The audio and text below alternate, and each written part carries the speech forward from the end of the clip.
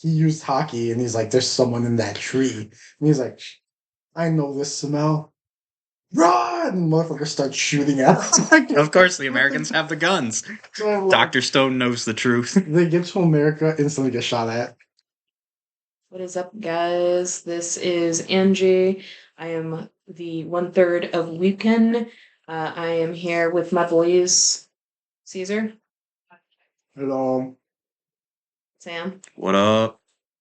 I'm just eating my chicken nuggies. Yeah, like the weeb and the gamer that you are. Who doesn't like a good old chicken nug? Or cold. Yeah, because we've been waiting for so long. All good, all good. All right, so today's topic, we're actually going to touch base, first impressions. Touch tips. And touch tips. Touch butts. I don't know about touching butts. My butt's pretty nice. My tip's pretty nice. Can I touch my tip to your butt? No thanks. Save that for Valentine's, guys. Save that for the BL episode. Yeah, because you know there's going to be one. All right. So today we're going to give first impressions on a couple of popular series that have just recently been coming out. So most of it's probably going to cover about maybe 2 to 4 episodes for... Yep, for winter 2025 anime. We're trying to be current. Keywords trying. Trying. First things first, let's talk about one of the first series is Ameku MD, Doctor Detective. It's House basically Loli. Yep, House MD, but if House was a cute anime girl. Yeah, I would say it throws in a little bit of Detective Conan. Yeah, it's a little bit of Detective Conan, a little bit of Sherlock Holmes, a whole lot of House. Yes, definitely a lot of House. House music. But overall, I've only seen the first 2 episodes. I think that's all that's out right now. I think there are 3 or I think the 4th one just came out. But actually no, it was 3 episodes that I watched. Sorry. I watched the first 2 because that's like the first like mystery, and then like they started to get in the 3rd one. I'm like, I don't have time. Yeah. But no, overall, yeah, there's 4. There's 4. Okay. Okay, so yeah, then I watched the first 3. And the 3rd one kind of was left a little bit on a cliffhanger for the 4th episode. But no, you saw 4. Oh, did I? Yeah. I did see 4. Oh, I stand corrected. I've seen 4 episodes. Then I think on the 4th one, and then there at the end of 4th, there was more to the story than where they had left off. So I think that one would have been a continuation. Anyways, pregnancy blame. That's my excuse. But overall, I mean, am I incredibly hyped for it? Not really. Not really. It's like I like it, and like some of the medical stuff, like a lot of the medical stuff is actually accurate, which is kind of cool. But I'm not super drawn into it. Like, you know, if you're going like medical mysteries, like Apothecary Diaries is much more interesting to me than Ameku is. But it's like I'd still watch it, you know, while I'm eating lunch or something. Yeah, no, I mean, it's still something that I would continue to watch. It doesn't blow me away, but it's not something that I would just drop instantaneously. It's not really realistic in terms of she lives in a weird house on top of the hospital. I can't get into the story. Yeah, that's a little... The setup is a little weird. She's like 12. I know she's not. She's not. She just looks young.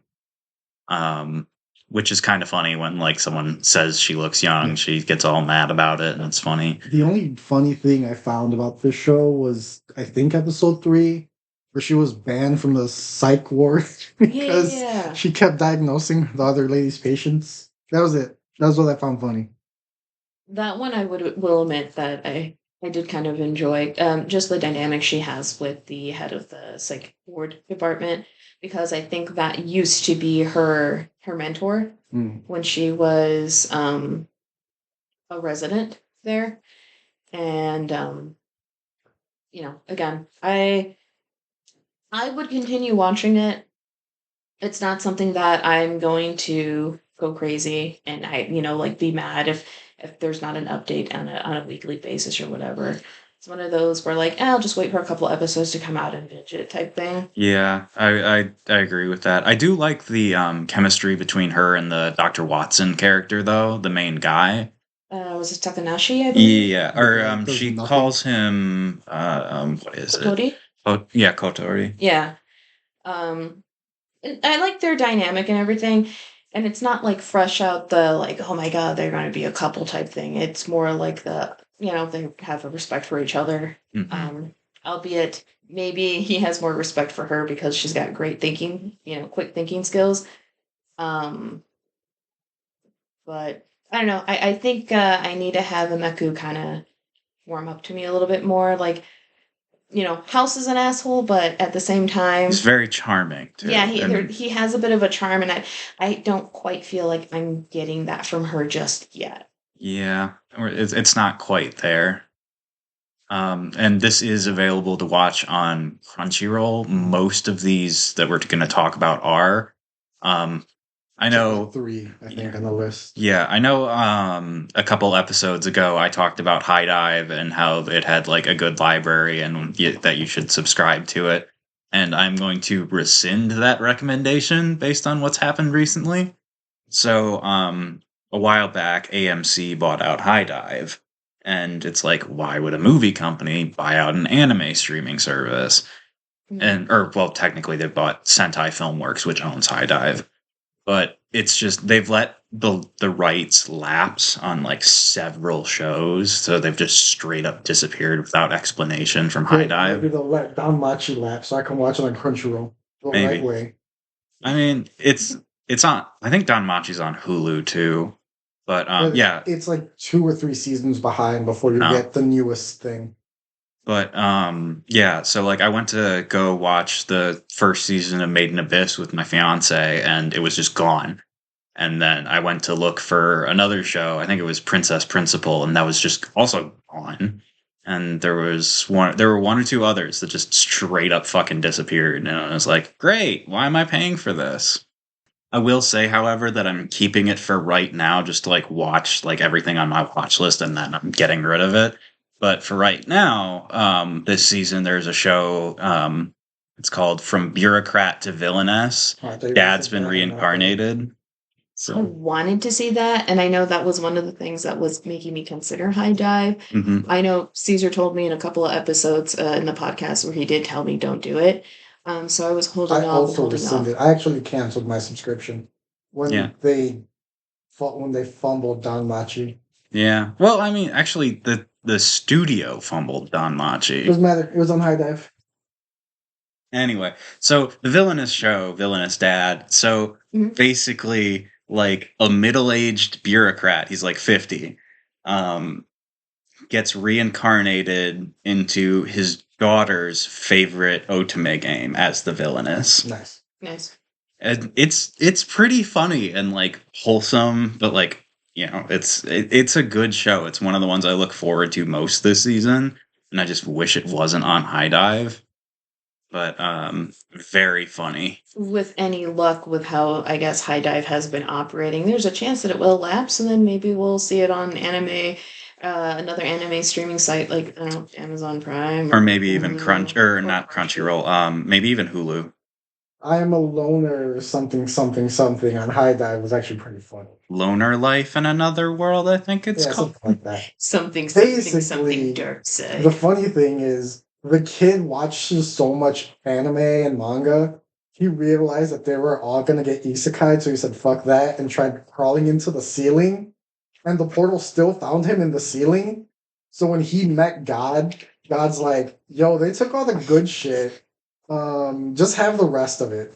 And it was the villager set where it's just villager clothes and dumb skills like That's that. so dumb. Into OP skills. Of course they do.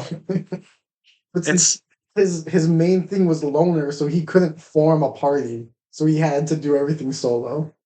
Okay. Well, so if you do still have HiDive, check out the Villainous Dad one. It's really good, really funny. Oh, Dungeon People too. Dungeon People's cute on HiDive. Yeah. It's basically just the other end of a dungeon anime where the main character like refills chests and shit, showing you how dungeons work on the back half. Oh, that sounds really interesting. It's a cute art style. It's like it's like a hand drawn style. There's a lot of isekai this season. Yeah. Speaking of isekai, transitioning back to our list for winter 2025, the Red Ranger becomes an adventurer in another world. So I know Caesar's a huge fan of Sentai. So what's been your thoughts? As a Sentai fan, it's hilarious seeing everything that a Sentai fan thinks is ridiculous. And in world, all the characters around him also think it's ridiculous.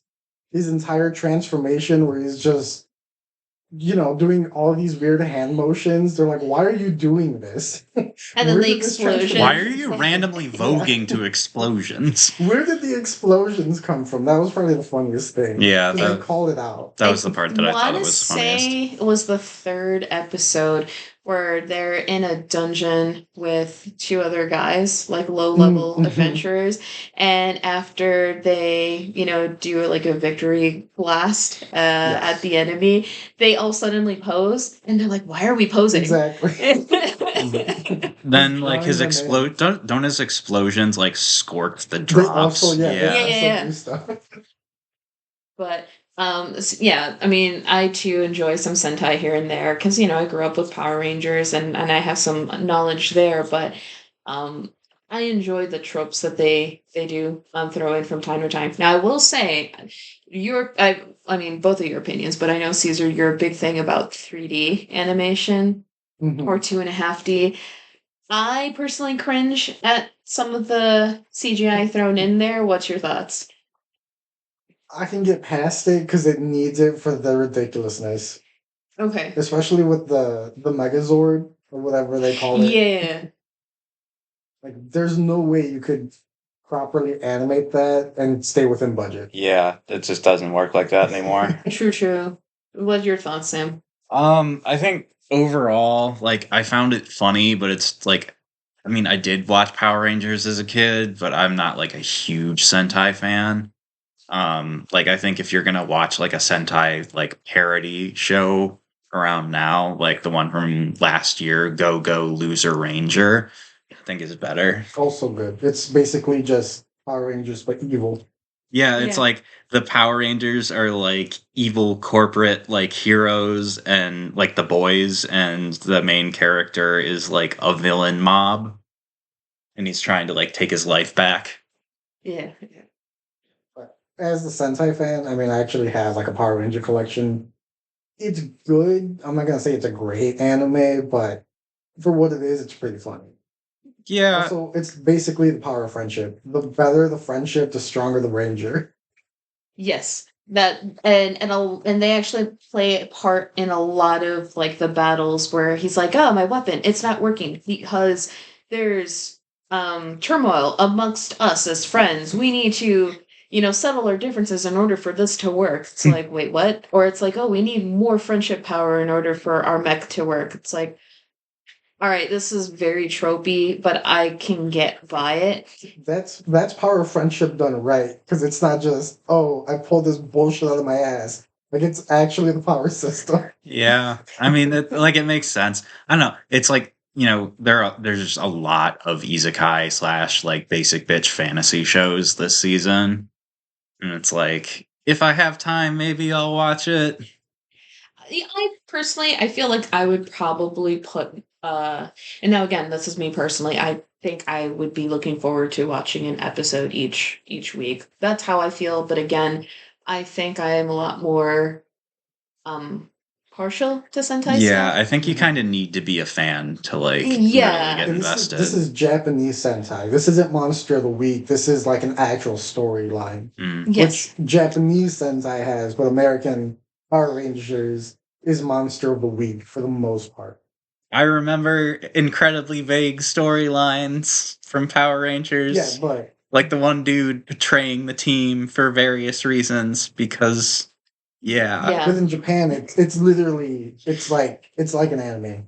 season episode 1, it's an overarching story. Okay. While in America, it's more like, we killed the eyeball monster, and the next week we killed the pig monster. Yeah. Yeah, and I would say the live action Sailor Moon series from the early 2000s was very much like that. There was a live action Sailor Moon series? Oh, yeah, dude. Yeah. Wait, was it Japanese or American? Japanese. Okay. They did Chicago. They did try to do an American one, like back in the day, and that did not pan well. No. But you can find clips on it on YouTube. If anyone's ever curious. I did want to make note though with what were we gonna say with Coming in America or whatever? There is the Sailor Moon live stage play, and it's coming to Chicago. Ooh. Something to look at. Yeah. I was just gonna mention, Togo, also known as Kizuna Red, aka the Red Ranger, is such a doofus. Yes. He is a lovable doofus, as he should be. But kind of how Goku's kind of a lovable doofus. Although I don't feel like he irritates me as much as Goku. Sorry, everyone. But, as a Power Ranger, he's pretty fucking stupid. I'm not gonna lie. Yeah. At least we're not used to dumb Power Rangers in America. They're more, yes, it's campy and it's supposed to be funny, but they're not stupid. Well, usually, at least from my experience with Sentai Rangers, the Red One's usually all about friendship and stuff, but he's still the leader, so he's still very, concerning of his surroundings. But I feel like this one, was it even on the first episode when he's going into a cave, and surrounding him are all of the skeletons of all of the adventurers who couldn't make it. And he's completely ignoring it. He's like, let's go in. Let's do this. And it's like, wow. It was kind of funny, speaking from that episode where he summoned the Megazord. He's like, oh, it got stuck. It's too big. It doesn't work in this cave. Oh, yeah. That's actually really funny. Yeah. No. So there are some points in there. Like I said, there are some moments where I think it's pretty funny. I've been enjoying it a little bit more than Ameku MD. So I think I would be the type of person who's like, I can't wait for next week. But again, overall, still enjoyable. But if we want to keep going on the talk about isekai, there is another one that we've watched, Headhunted to Another World, from Salaryman to the Big Four. Yeah, I've just been calling it Salaryman Isekai, even though it's not even the only Salaryman Isekai this season. I would say Reincarnated Slime is technically a Salaryman Isekai. Yeah. If we want to go. We're talking about Online Shopper. Yeah, Online Shopper. Yeah. Which is yeah, that one's dumb. I actually kind of like the Salaryman one. It's pretty chill and kind of funny, and I like the characters. So it's basically this salaryman, a businessman, who was treated horribly in Japan, as they do. Yeah, I think he worked for a black company. Yeah, he worked for a black company, and then he was the overseas manager, because they're like, fuck you, you're going overseas. And he's like, great. And then he's trying to do his best, and he's actually pretty good at his job, and he never gets any credit or anything. And then he just gets randomly summoned by a demon lord, and he's like, oh, you're a good manager, dude, so help manage my army. Which makes no sense. I don't know how even I don't fucking know, man. The demon lord just trolls LinkedIn. I don't know. Yeah. I mean, multiversal LinkedIn. Yeah. I mean, he's power. They have actually some kind of joke reason. So the big four generals all have their specific elements. So the main girl is fire, the other general is wind, and then there's another one who's earth. And because he's an overseas manager, he qualifies as water. Overseas. Yep. But on top of that, it's he's the demon lord's technically a fantasy guy with all power, all known power. So he has the ability to oversee. Was it Denosuke Uchimara is the name of the salaryman? Yeah. So Uchimara-san, when he's going through all his trials and tribulations at this black company.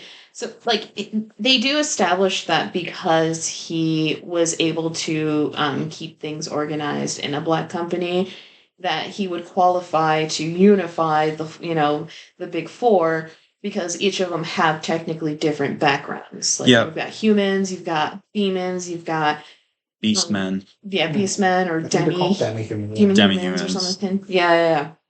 So it's like, he's kind of the bureaucratic organization that the army needs or the empire needs, because they're trying to like expand and like unify everyone. And then you see like the first main girl, Ulamandra, is the fire general. She's the cute demon waifu. Red hair, tsundere. Horns, tsundere. And it's like she's terrible at like diplomacy. Oh yeah, no, she's got awful. Yeah, it's like she's like, all fight, no brains, basically. But she's very cute. And but he like resolves a diplomatic situation by like using his experience in dealing with foreign companies. And I think I actually kind of enjoyed that. Now, granted, my husband's very businesslike, so I can. Is he? Oh my goodness, yes, he is. With his job, he does a lot of like logistics and stuff. Oh, okay, that makes more sense. So, and he very much like Uchimura, he is, like, he wants to see success in things, and he'll go, he'll try to do the best he can to make a positive outcome out of stuff. And, I'm getting sidetracked here, but essentially what I do enjoy about this series is it is kind of, it explains a little bit about like how a demon lord in a fantasy setting could have so much power over territory. Mm-hmm. And, it's not always like how some people would think, like, oh, that they are able to overtake an area purely out of like power and force. Yeah, there's a lot of negotiation, which I like. Diplomacy and stuff there's, like that. All the different races have their own like issues and like cultural stuff. Like the demons can use magic and are very like, proud of that. Angie. Podcast is sacred. Yeah, okay, but I'd have to check my blood sugars. Do you want me to pause it? If you want. Penis. All right, we're going again. It just proves that we're old. Yes. Well, you guys are old. I'm not old yet. Fuck you. Get out of here. Anyway, so we were talking about Salaryman Isekai, and I was talking about all the races have like their different issues.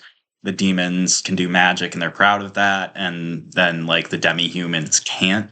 But they're strong physically. Yeah, but they also so he has to team up with the other general who is like normally wearing like a mascot suit. And then she's just like this hot elf girl, or she's not elf, she has like pointy elf ears. She's this hot demon girl inside, but she pretends to be her own assistant to get out of work, which like I love that.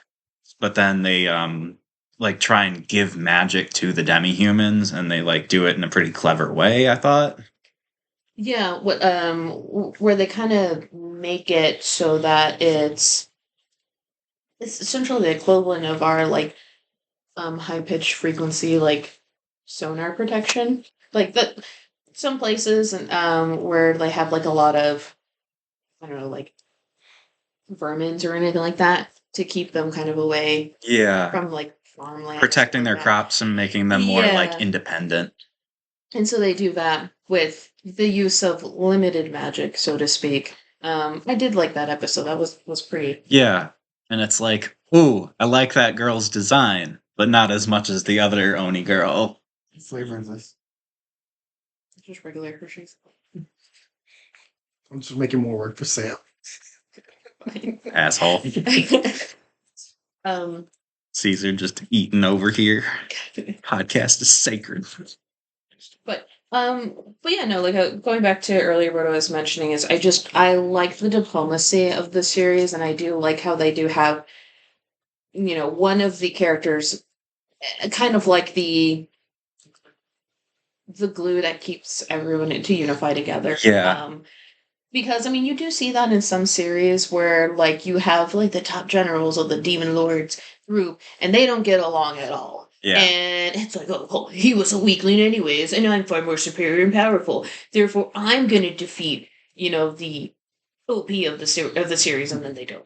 They don't get along in this series either. They're working on it, though. Yeah. That's kind of his whole thing. Yeah, that's the whole point, and I kind of enjoy that because it's like, I mean, realistically speaking, though, is the Demon Lord truly evil?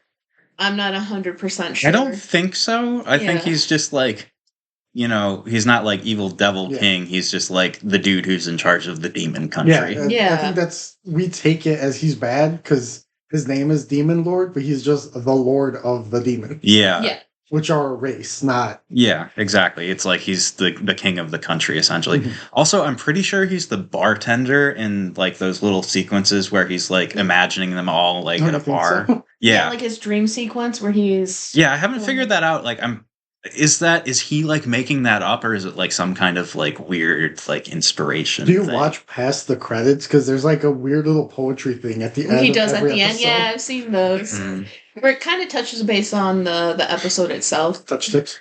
Yes, the touch tips. You're really into that today. He's excited for the BL episode that we'll do soon. Oh, yes, definitely. It came up. No, I can't stop thinking about it. It came up, and now it won't go down. Call a doctor if it lasts more than 4 hours. High five your friends. If it lasts less than 4 hours, skill issue.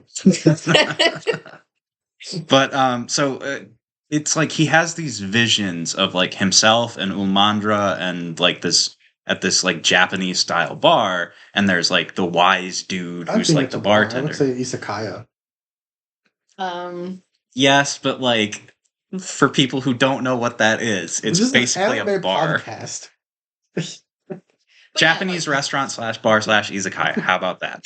But he's there, and like everyone's in like Japanese style clothing, and I'm pretty sure that the wise bartender is actually the Demon Lord. And like you see Umandra in like she's the main girl. You see her in like office lady clothing, and that's very cute, and I like that. But that's how he like thinks through his problems. Yeah, and then sometimes it helps him tap into a situation or scenario where he was, negotiating with another company, usually a foreign company, and how he did to resolve that. It's basically his epitome state. Like he's like, oh shit. I don't know how to fix this now. Yeah. Yeah. It's like a slice of life fantasy, and like I'm really enjoying that. It is cool because like going what you guys said, when he resolved the Minotaur issue, he realized that he was saying hey, like hey, like the shit you feed to cows and horses, mm-hmm. Not hey, like you. Hay is for horses. Yeah. So he figured that out, and then he figured out that umami, their race, the demon race, likes to show off their body. It shows how strong they are, and he commented that she should cover up and be more modest. Yeah, she shouldn't wear bikini armor, and she got offended. Yeah, but I mean... but he did accidentally propose to her after that. Yeah, yes. There's that too. But I was going to say, I do like that it wasn't just him who apologized. Yeah. She did show up because, then realized, he's from another world. He's also human. So. He's human, but also where he's coming from, they might be more conservative with the way that they're dressed, which is true. In Japan, right. They are a little more conservative on dressing, dress code and stuff like that. Not in my jabs. Go on. So, showing your midriff and all that is just, for him, it's like, this is a bit. But also, like, bikini armor is very impractical to him, to everyone. And he did mention that, too, where it's like, okay, your armor doesn't cover much, and, who's to say you won't get attacked in these particular areas, Yep. But, so I do like that they both did apologize, understanding the miscommunication. Yeah, it's like some thought has actually gone into like the world building and the characters and the races. Granted, we're nowhere near the level of, say, like Dungeon Meshi, but it's like more than your average isekai. Yeah. And I mean, and it's also still like, 3 episodes? Yeah. So, it's still a couple of episodes in, and who's to say that they're not going to touch base on it anytime soon? Touch butts? Yes, tips. touch butts, touch tips. It's an ongoing thing. Yes, it is. I mean, you kind of made it an ongoing In the thing. comments, say how many times you say touch butts and touch tips. Yeah, and then in the comments, say which BL anime we should talk about with Caesar. Yeah, speaking of touching tips. Blue Lock. It's really in the title. It's shortened to BL. Black Fib, I think, is also a pretty runner-up. No BL stage. looking. You've already seen Free. Oh, yeah. I did. And the other one they made too. I don't fucking know. Yuri on Ice? Yaoi on Ice? The people that made Free made another anime. Oh. But anyways, anyway, let's continue on with the isekai. So one of the ones I've actually been very excited about this season has been Zenshu. Yes, Zenshu's been so good. That one, so it's actually unlike some of the other series that we've been talking about, which previously have either light novels or manga adaptations. Zenshu is strictly just anime original from Studio Mappa. And might I add, I believe their artwork for this series has been impeccable. I have loved the artwork. I love it's vibrant, especially during like the big transformation scenes, but it's not overbearing for me. Mm-hmm. It's not like No Game No Life, where it looks like a color palette ate those bad clams and threw up all over it. Yeah. I do have some issues with the show, but we'll get to those. Yeah. But at least visually I'm speaking. Like I have issues with the visuals, really. I like the fact that they reuse the transformation sequence. No, I like the fact. I know, but like it's just kind of funny because the peg bar said not to. When she's watching the movie, you can tell it was like a 90s anime aesthetic. And then when she goes in world, it's like modern anime aesthetic. That's true. So I felt like they should have kept on with the 90s look just to bring back that, They could have. I don't know. I feel like, it's hard to recreate the cell animation look. They did it. No, but like consistently. Yeah. Like they'd have to do that that downcycling thing that they did with Megalobox a few years ago. I feel like it's less of going with a set like an old style of animation and not just drawing in the 90s style. Yeah. You would know more. Yeah. Like if you could just draw in the 90s style and use a darker palette for the colors, wouldn't that just be 90s-esque? Yeah, I mean, you could say that. I think what part of it too would have to be if there's a particular style that they're doing here. Now, isn't to say that this is the case. The show is great. I'm not complaining about the show. I just think they should have kept it with the 90s aesthetic. I might also consider, I mean, granted, they probably put a lot of budget on the transformation scene. I don't know if they would have... Not to say that the 90s style is a hard thing to draw. Mm-hmm. But it's not common anymore, so they'd have to make adjustments to it, like all the animators would. Yeah, and so that's just coming to their defense, playing devil's advocate on that. But I agree with you. I do like that there was that old school aesthetic when she's watching the movie when she's a little girl. But then when she actually is isekai'd into this world, it's not consistent. So I will agree with you. That was a gripe of mine. I do like when she does do the transformation to come up with a rewrite. Yeah. So I think to like move backwards a little bit, just to give more of a straightforward like synopsis of what the story is about. So the main character is a very young, talented animation director. Like she already directed her own series, and now she's supposed to direct a movie but the movie is a romance, and she's never been in love and has no fucking clue how to portray that. So she's totally stuck inspiration-wise. And so she keeps going back to her favorite movie, which is this like dark fantasy 90s movie that like no one loved, but she really loved. Kind of like a cult classic sort of situation. And then she eats some bad clams and gets food poisoning and like sort of dies and gets reincarnated into that movie that she loves. You know, the kind of fantasy story where the world fucking ends and she's kind of screwed. But she has her animation peg bar and like she does this magical girl transformation where she can like animate in like a new ending / destiny for certain situations. Yes. So she's changing the story as she goes along. She's basically a witch. Where, she knows the future. Yeah. So she's like the clairvoyant. So that's kind of where I was going to leave off, was the animation style during the transformation when she does rewrite the story or comes up with like a new solution to the problem. It's done in that like like semi-cell animation, right? Pre-printed. It's an animator. Love that. I love it where it's got that hand-drawn aesthetic that's just beautiful. Again, I think the artwork is great. Yes, there are some pieces to the visuals that I'm kind of like, all right, well, kind of wish you did this instead.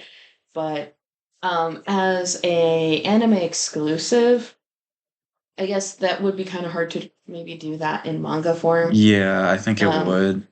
It would be harder for the style to really come across unless you picked like an iconic style to copy. Yeah, and then also with the transformation one, because it really kind of needs that color differentiation, you wouldn't be able to do a manga with all color. That's really expensive. Yep. So you can tell that particular transformation, or when she uses her magic power, they really put the budget in that, so they keep using it.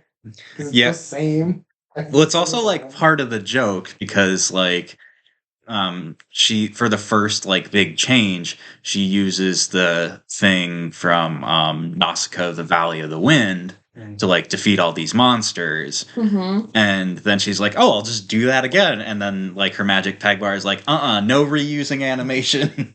And it's like, it's a joke because they're reusing the transformation sequence. In a way, that's also kind of an old school thing too. Like you think of like certain magical girl Sailor series, Moon, definitely. Like Sailor Moon, where they like recycle the transformation piece. But overall, I've been enjoying it. I've enjoyed so Natsuko Hirose, that's the name of the animator. Yeah, she's a great character.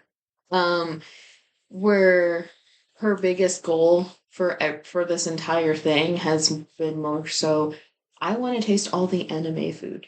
Yes, because that's so true. As like, I mean, I think all of us can relate as fans. Like, just anime food almost always looks really good, especially in like Ghibli movies. It's just like, man, every time I watch one, I just want to eat. Yeah, and it's like, even if you try to make it yourself, it never looks the same. Right. I too want to eat the anime food, like Rias.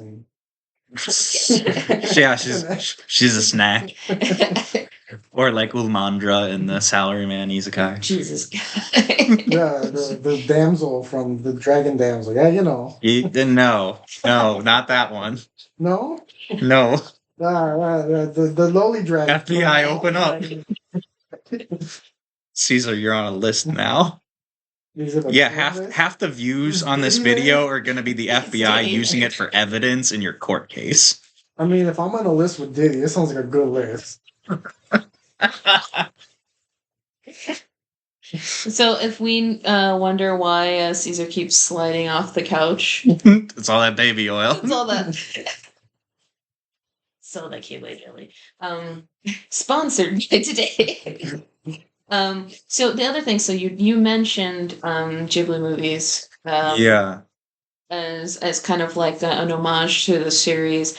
Another thing I kind of want to note, so like QJ is, it's a fantasy setting, but they still have like sort of electronic stuff or technological stuff in a fantasy setting. And there are a couple of series back in the day, like in the 90s, like fantasy settings, where they still did incorporate some modern tech. Or even not. It seems to be like a common thing for a lot of these series where it's like it's currently a fantasy world, but then like thousands of years before they were super advanced until like some cataclysm like got rid of all that and it went back to like the Stone Age. Yeah, and with QJ, I kind of think of like Dragon Half. I know this is a series that I've mentioned in a couple of podcasts, and I really, really love because it was only 2 episodes and stuff. But like, the example being there is they have TVs, they have, like technically like FaceTime screen, like communication and stuff like that. So, but again, it's a fantasy setting. So you're thinking, where in the heck do they have the ability to make technological stuff? Obviously maybe magic could be incorporated or something. But, having the QJ character there kind of gives me that 90s vibe, which another reason why, as Caesar mentioned, it's like clay doll. Yeah. Okay. Yeah, QJ, the little clay doll, who's supposed to like detect when the enemies. And he's bad about it too. Because he's always charging. Clay doll's a Pokemon. Yeah. That's what I thought. He's based on. It's based on like a thing, but yeah, I just see it and I'm like, oh, it's clay doll. But he's supposed to be kind of like a technology-based thing, like the robot like character. ancient technology. Yeah, and I just like that because this is supposed to be like an old school anime, like you mentioned, where it's like the old school 90s. Well, and it's also like the characters. There's more to them in the series than there is in like the fictional movie. Mm-hmm. Like the unicorn character is like, Moe unicorn that can transform into like movie unicorn, but is actually secretly like a pervy dude. Yeah. Or there's more to the hero than meets the eye, and like that's what, the main character is so interested in. That's where I think the series is going, because I think she needs to like fall in love with him to get inspiration for the movie in real life. Or her real life, obviously. And I feel like that's pretty much the trajectory of it. And only reason is because in the third episode, where they introduced the was it like the village mayor? I forgot what he's the mayor and his daughter is supposed to be the prince's love interest. Yeah. And the mayor's daughter, which by the way, I think she's hilarious. Yes. But Daphne archetype. Yeah. Yeah. Well, she's supposed to be the stereotypical damsel in distress, and ends up not really being that by the end of the episode. Disagree with that, because like she causes a bunch of trouble and like almost gets herself killed multiple times. What's her face said? She said, that's the point of her character. Of all the but at the end of the episode, she realizes there's more to me than just being a damsel in distress. I'm going to work on making myself stronger. That's what I'm talking about. Okay. Because spoilers, but episode 3, what ends up being done is Natsuko draws a wrestler, like a luchador, and he's got like based off Tiger Mask. It was back then. I was also thinking of King from Tekken, which is also based on Tiger. Yep. So she draws this luchador who ends up being super strong and super cool, and that makes Destiny go like, oh my god, I can be strong and super cool just like him. And so she decides she's going to go from her rather skimpy kind of like, I don't know, you want to say like a Arabian Night belly dance outfit to like a luchador outfit, which is even less clothing than before. Yep, except for add the mask. But she did add the mask to her face. I mean, look at her father. He's wearing nothing but like a cape loincloth and a Speedo. Yeah. A loincloth, yeah. But I mean, I did enjoy that. I did like that. Also, her husband, like the guy she was supposed to marry in the story, was clearly gay.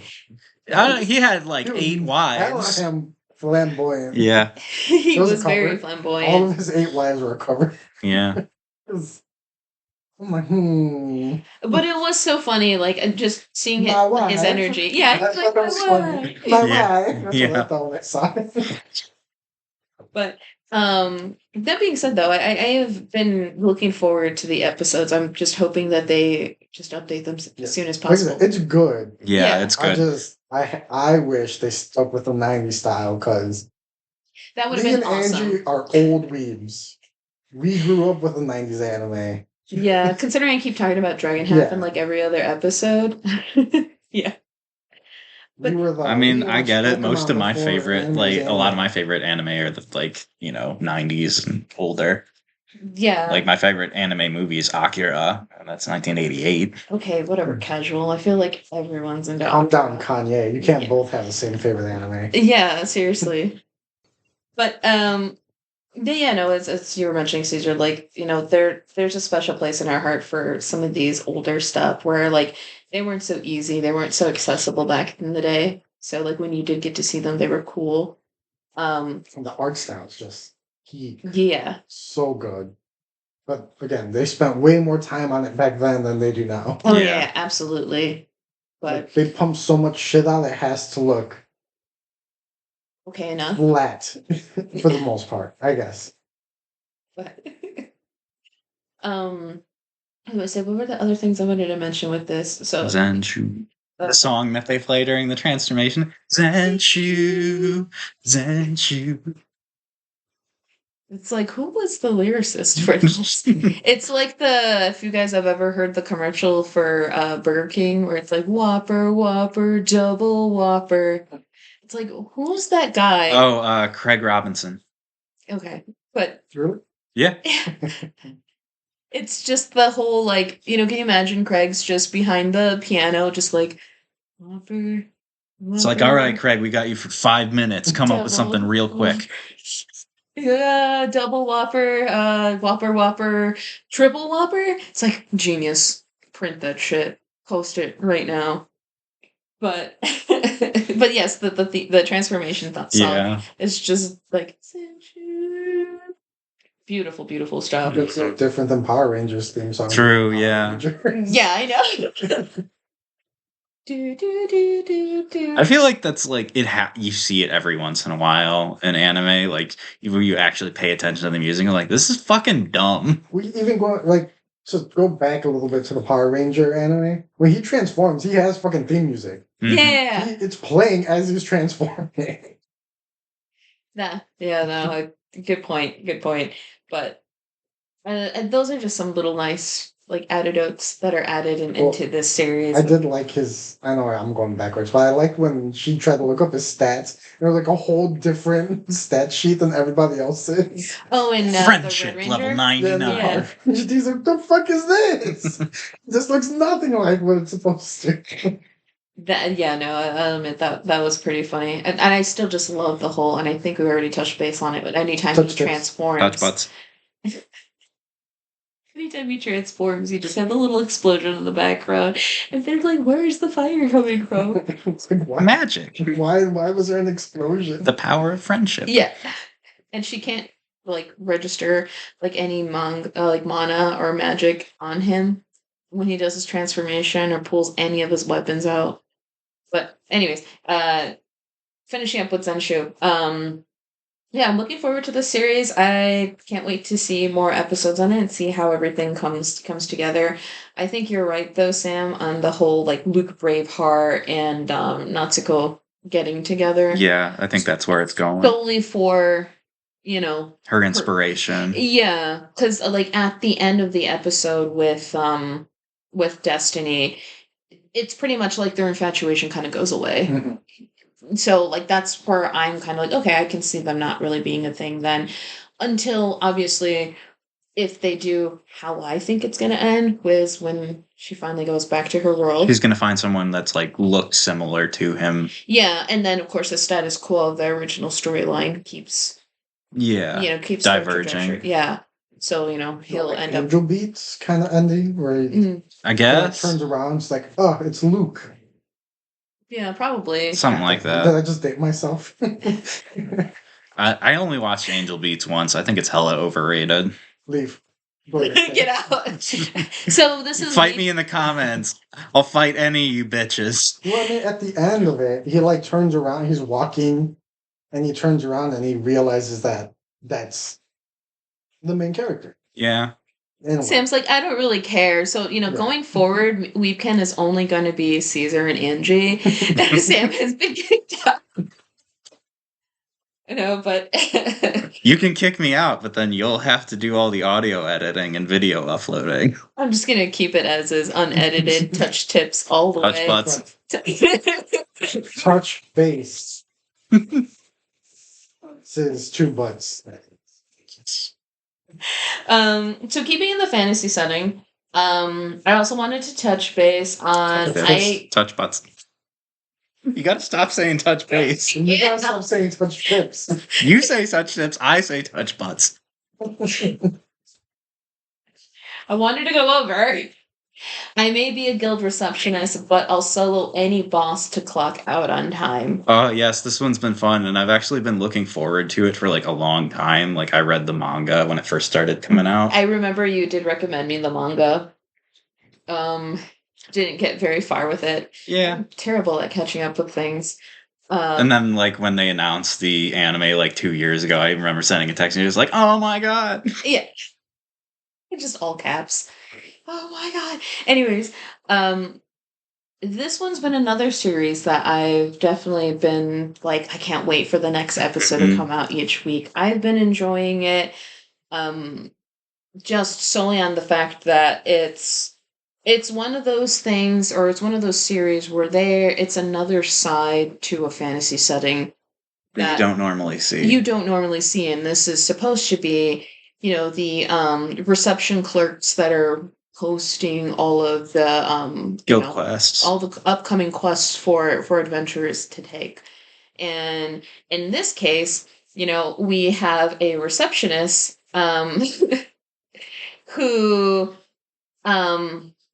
what is it? Alina is the name? Yeah, Alina. So Alina Clover, who she just doesn't want to have to do overtime. I mean, I can relate. Yeah. That's fair. Yeah, that's part of what makes it so like good is like I can relate her motivations and her reasoning behind it. Like in I think the most recent episode, she goes to a dungeon with like the main adventuring squad. The Silver Sword, yes. And she's like all down and pissed off, and they're like, why is she in such a bad mood? And she's like, she had to take PTO to come here. And it's like, she's like, what? It's only one day. And it's like, PTO is like an essential human right. It's like, I don't want to be here on my day off. And I was like, I relate to that so hard. Yeah. And what I like about her character is it's very much like, and now, mind you, I don't know if they established that if she does overtime, if she gets paid to do overtime. I don't know. They haven't really said. I would assume so. Yeah. I mean, Japan has a lot of unpaid overtime. Yeah, I would say Japan's notorious for, and again, correct us if we're wrong, any of our followers from Japan. We have followers from Japan, yeah, okay. Listen, I'm trying to be whole. Daisuke watching Pobius. Konnichiwa. There is this, and I mean, you've seen a lot of animes with salarymen and stuff like that, where they talk about they work at black companies where they usually don't get paid overtime. Yeah, and they usually work themselves to death. Exactly. Salaryman, basically. So yeah, I was saying we're talking about Headhunted to Another World. Like, he's a salaryman who worked for a black company. He did a lot of overtime where he wasn't getting paid. So one of the reasons why he likes his boss, the Demon Lord, is because he's getting all of these benefits and he's getting a lot of recognition. Now, in the case of the guild receptionist with Alina, I don't know if she's getting paid overtime, so I could understand her frustration of like, I think it's also she just doesn't want to stay late. Like, she wants a regular 9 to 5. But, what's relatable is you don't always get to, even if you clock out, sometimes your job's not always done. Right. And she's saying in these cases, in which she does explain to Jade, which is like the leader of the Silver Guild? Sword? Or the Silver Sword, yeah. Where she's telling him, you don't realize you guys messing up, you guys not finishing the job gives me work and I have to stay past my time. So like the big twist on all this, yes, she's a guild receptionist and she's very cute, but she's also super overpowered and has like a massive hammer that she can summon, and she can like one-shot a lot of bosses. Basically, they state that she has god skill. Basically, yeah. It's a god skill. She's given like the god power or divine power or something like that. They call it Dia skill, like diamond skills above like all the other ones. Yeah. Sigroth, whatever they call it. Yeah. Mm-hmm. And I think, wasn't it, she got those powers because she had to work overtime and missed a festival. So she prayed to God to like help me find a way to finish my work on time so I don't have to do overtime. She's like, because it's not fair that I have to do follow-up work for all of these adventurers who don't finish their job. And then she ends up getting like the divine power. Yep. So she could just OP these. I mean, all of that also is like literally in the title. It's one of those light novel titles. Oh, jeez, yeah. Yeah. It's like I died and reincarnated into a vending machine that only smells like Powerade. I may be a guild receptionist, but I'll solo any boss to clock out on time. Yeah.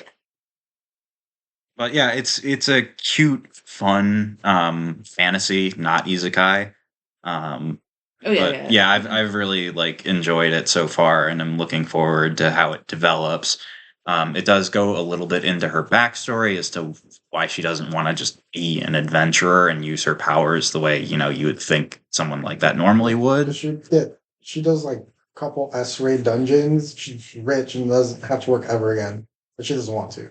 Yeah, but like it's not what she wants, and it explains why. It's gonna get that way. Yeah.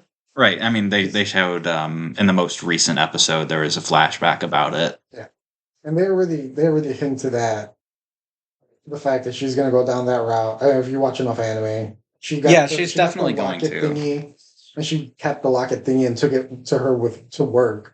So as soon as that shit breaks or does whatever magic it's gonna do to warn her that someone's on the verge of death, she's gonna fuck off and go. Yeah. Yeah, and she's growing attached specifically to the leader of the guild party, but also to the other members too.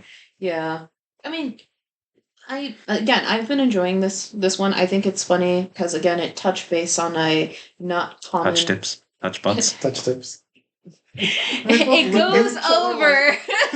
We weren't gonna say. I wasn't gonna say anything. You looked at me. I realized as I said that I was looking at you guys. Look what you did, Angie. Good job. Sure, blame me. Look what you made me do. Made you touch tips, touch butts. You would say, "Look what you made me do." Ooh, look what you made me do. We got a Swiftie in here. Another reason why on Weebkend it's only going to be Caesar and I going forward. Good fucking luck with that. But what I have enjoyed is the fact that it's touching base on a touch tips, touch butts. It's going over. Stop saying touching base. Yeah, I can't help it. It's a non-word for me. So it's over. A task or a job or a function that is not commonly gone over. And this said, I thought you were leaning in, waiting for me to say, touch base again. Yeah. Look at that airplane up there. There's an airplane? Yeah. Oh, yeah. It doesn't look like it has wings. It does. That's just the angle. It's probably a darker wing. Anyways, we're getting sidetracked here. It's probably a darker Johnson. Sorry, that's Yo Johnson Lebowski. No, that was like Austin a flying Powers. Twinkie with the giant rocket. Yep. Mm-hmm. Anyways, with this series, it's going over a non-common job or task in a fantasy perspective. setting. Perspective, yeah. Thank you. It's like cool when you get that sort of thing. It does feel like though, whenever a lot of shows do that, like they start that way and then they just morph into regular like adventure shows. I mean, yeah, it's going to, and it's probably going to, yeah. But it's, at least once it's starting, it's enough that it's memorable that it makes me want to continue watching it. It's like all those like slow life isekai. It's like I want to live a slow life, but then you just get the harem and become the hero anyway. Yeah, like I was banished from the heroes party, or like any of the other like by Dragon Life. Those are there are literally dozens of them by now. Yeah, I mean, I don't see this being, at least this not being like this harem style anime. No. So at least we don't have to worry about that. Nope. So, but yeah, it's been fun. Would recommend on Crunchyroll. It's good. I mean, it is what it's just your typical. I mean, like I like this more than I like Red Ranger, but also I like shoujo and otome stuff. Like, so this is more in my wheelhouse. Yeah, I mean, for the most part, overall, all of the series that we've been watching, I've been enjoying.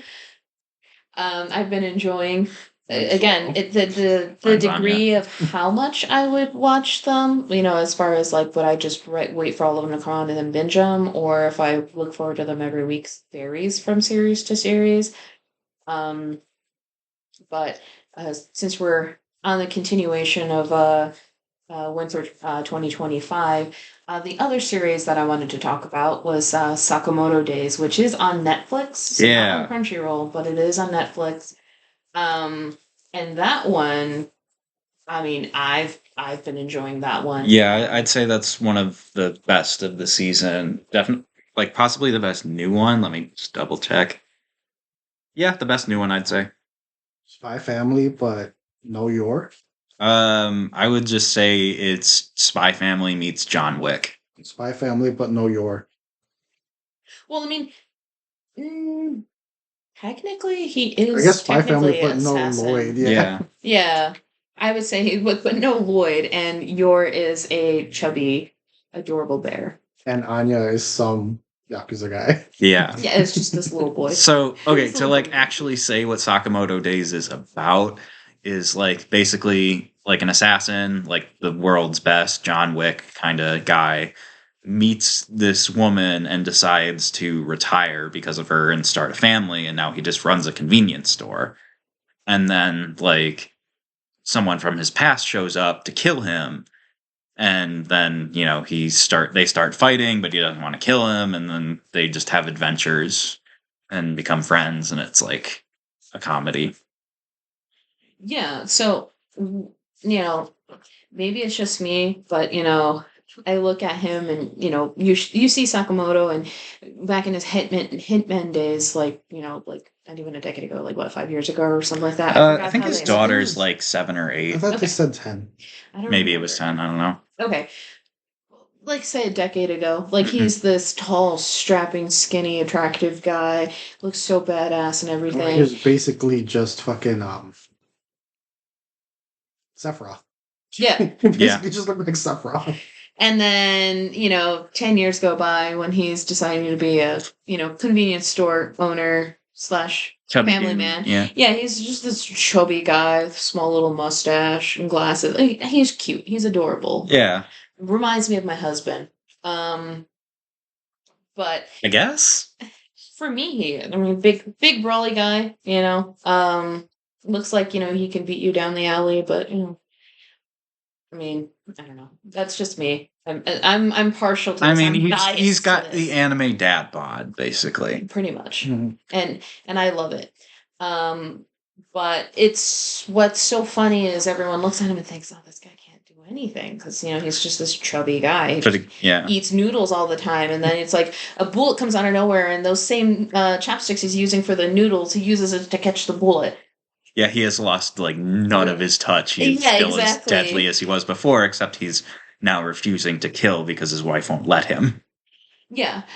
It's understandable. They do touch base on it. Touch tips. Touch butts. He did like fucking murder a bunch of people. He just wasn't there to see it. Yeah. He did kill those people. What, in the first episode? Yeah, in the first episode. No, he didn't kill them. He clearly killed them. No, he maimed and injured them. He shot a dude in the head.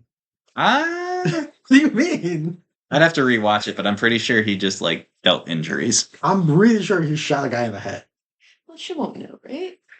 It's fine. I don't think he would like do that intentionally, like because He also like punched some dude 20 feet in the air. Yeah, but this is anime. It's not realistic. He's more afraid of her divorcing him because he killed someone than he is of anyone trying to kill him. And he fucking Captain Falcon kicked the guy in the face. Falcon punch. That's clearly gonna kill somebody. This isn't like realistic action. This is by all means, over the top action. This is not a realistic series. Yeah. But he went all Matrix and his whole store turned into guns and knives. Yeah.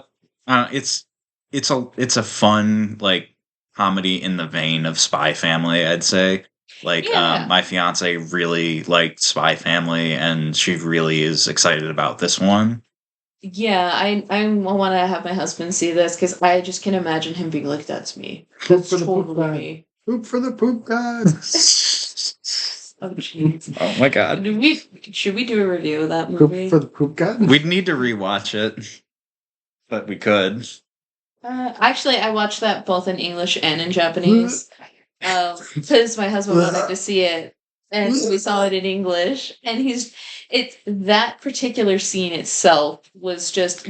I would slowly turn my head and peek at his reaction, and the whole entire time he has this look like, "Why am I watching this?" Yeah, but that scene is absolutely fucking hysterical. For us, and the animation is amazing. When us three, actually technically us three plus your fiance, yeah, we're watching it, we're all dying laughing. Mm-hmm. But when I was sitting in there with him, and I'm here trying to stifle my laughter, and I'm just looking at him, and he's just like, "Whoa, who's the person who, how do you go to an interview and go, yeah, I did the poop god scene in the Spy Family movie.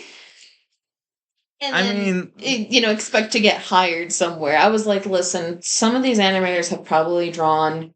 It's like that comic you see, and it's like, the dead-eyed, like, animator, and it's like, you want me to draw the underage girl doing what? Yeah. But with the Sakamoto Days, like, yes, the vibe is very similar to that of Spy Family. I think it's a little on the endearing side, with a hint of, typical action badassery. Yeah. So the manga has been pretty popular for a while. I actually only read a couple chapters of it, and then just kind of like, was busy doing other stuff. I know a lot of fans were like wary when like the trailer dropped. I heard about that. It had yeah. Force animation, I guess. It's like the animation is fine. Like it's not great, but it's like it's fine for the series. Yeah, and I'm gonna say I'm a little surprised with like it being Netflixed that it that's big of a company for that. But the animation's a little on the. It's a little stiff, but like I think it's fine. It's it's still more about like the characters and the comedy. I think. True. But yeah, a lot of especially Japanese fans were pissed about it when the preview came out. Yeah, and I was kind of like on the fence about it, but when you guys were like, "Yeah, we're gonna watch it," and I was like, "Okay, well, I do have Netflix, it's one of the other streaming sites I have, so I'll take a look on." And yeah, I've enjoyed it so far. So this one's another one where I do look forward to seeing more episodes come through. I'm not like in a rush to see it like I would for like maybe Zenshu or something like that, but I definitely know that this is a series where like again. My husband, who's not a big anime fan, I could probably sit and watch with him. Yeah. Does that guy talk ever? Or is he does. Yeah. Quiet? Okay. He doesn't talk a whole lot, but he does talk.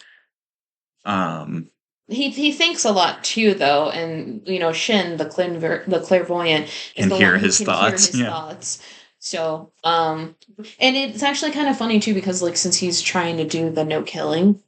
You see him think about it all the time. Think about it all the time, and that's his way to kind of like, I guess, like, cope with the fact that he swore to his wife that he wouldn't kill. So he just imagines it in his head. Yeah, and then Shin gets to see all of it because he's clairvoyant.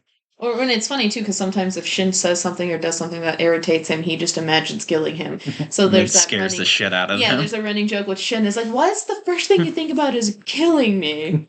Yeah. But anyways. So yeah, it's a really good anime on Netflix. So pretty accessible, and I would say that like if you're watching with someone who's not like a huge anime fan, it's more like accessible to the general audience. Yeah. And like Spy Family. Yeah, and it's on Netflix, so it's more accessible to the general. Yeah, I mean, like Dan to Dan was on Netflix, but like I wouldn't recommend that to like most people. Yeah, normies can't watch. No, I mean, they can, but like they might be a little turned off by the whole like. What's going on? Thank God you're hard. Oh, yeah. that scene, or like the alien attempted rape scene in the first episode, There's or something wrong with that. Yeah, but you're a hardcore degenerate. I could see a bunch of people being turned off by that. Or the fact that like the main plot line is Okarun trying to get his junk back from a spirit. Where'd my balls go? Well, a lot of married men think the same thing. So. Oh yeah, that's what's waiting for me. You got like a year. Yeah. Enjoy them while you still have them. Yeah, I think that's mostly it for new anime this season, this winter. I mean, obviously there are a ton of like other like shit tier isekai fantasy type stuff. There are a couple like okay ones. There's one about like a dude who's just like can use Amazon in another world that's pretty stupid. There's It's not bad. I like the concept. That concept has come up a lot. Yeah. In the past few years. there was another one. I can't remember what it's that. It's basically I bring my knowledge from a first world country to this, donate. Yeah, I mean, and make my life better. it's just Ascendance of a Bookworm does this the best because she actually has to like struggle to make it, and versus just like I can make this appear. Mhm. And the other one that I can think of is like I will make 8,000 gold or some shit. But Is that I'm probably the best alchemist or whatever. It also does the same possibly the best alchemist ever Of all time. It does of the all same thing. time. Like he uses his knowledge and makes shit. Yeah. But since he's an alchemist, he can actually make it. Right. The online shopping. Well, actually, the online shopping one has like the same problem that a lot of them do. Is like dumb. it makes it's really dumb, and it makes the fantasy world like super like Easy for him. and totally like unrealistic. Where it's like they were like going gaga over like a water pump. Well, Not even like a even modern the water pump, They went but like an old fashioned like well pump, and it's like you would have had that in like that like equivalent time period. They shouldn't be like impressed by He this. sold clothespins, bobby pins. Well, those are like, I mean, fine metalwork is difficult to reproduce. I'm saying That I sold thought that. was like the most clever part of it. Costume jewelry. He's selling that for Like, millions. It makes sense, but it feels cheap.